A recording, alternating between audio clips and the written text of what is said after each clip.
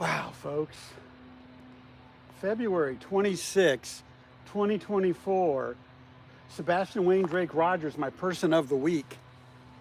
You know what? He's going to be my person of the week every week until we find him.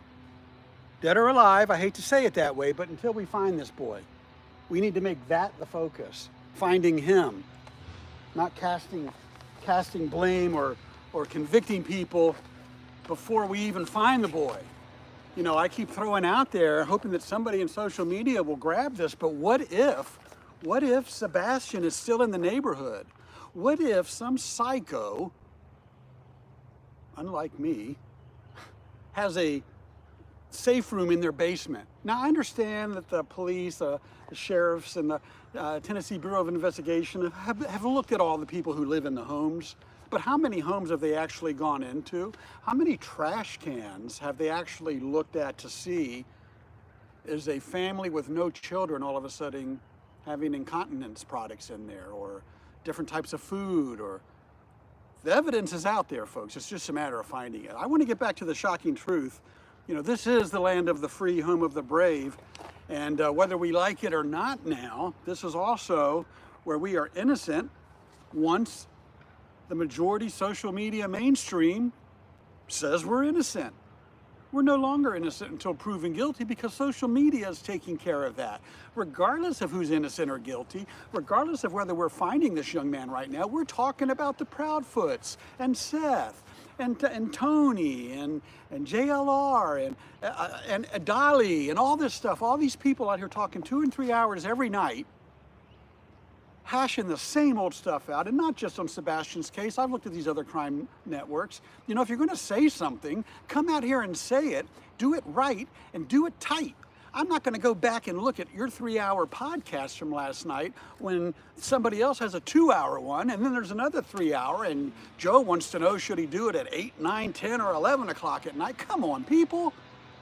Are you more into what you're doing, or are you more into trying to make this the focus of what you're doing?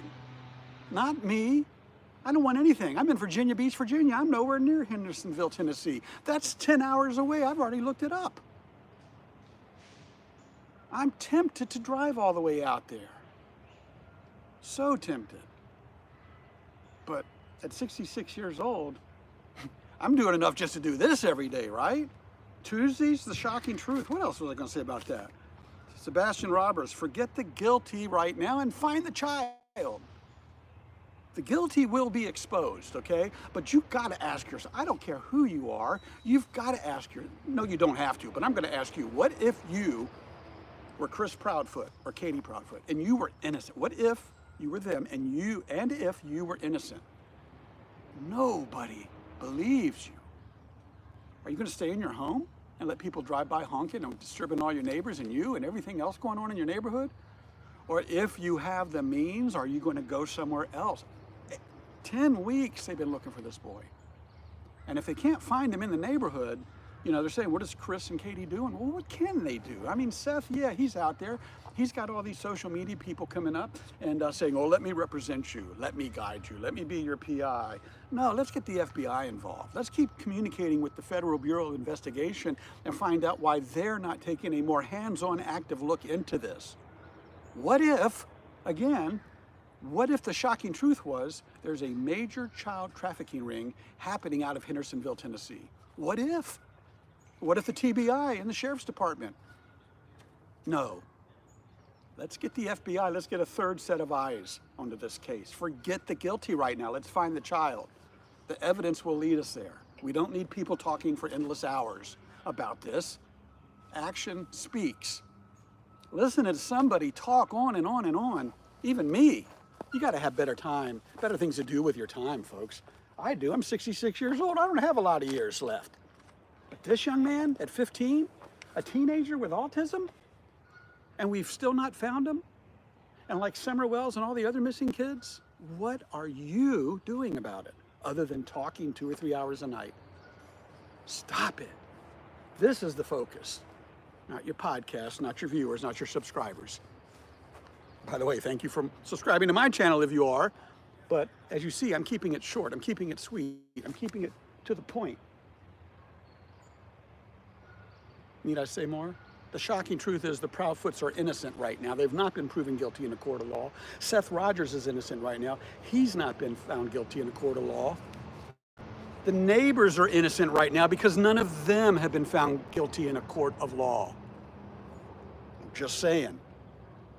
If you're going to cast fingers and cast doubt and point fingers, when you point, make sure you look at where the other 3 fingers are pointing at, because they're always pointing back at you, right? You feel me there? I think you do. I'm high-fiving out here in the beautiful resort city of Virginia Beach. Look, folks, do something to help find this boy. If it's just sharing this video, do it. Just do something to help find the boy. It's not about me. It's not about him or her. It's about him. Sebastian Wayne Drake Rogers out of Hendersonville, Tennessee, autistic, 15 years old. He needs your help. And we can do it together. Have a good one, folks. Later. And we're still live? Yeah, we're swinging around now. What are we doing swinging around? You're supposed to end the video. I don't know. You know, this is what happens when you're a one-man show, right? Where's that button? Oh, there it is. There. That's it. Later.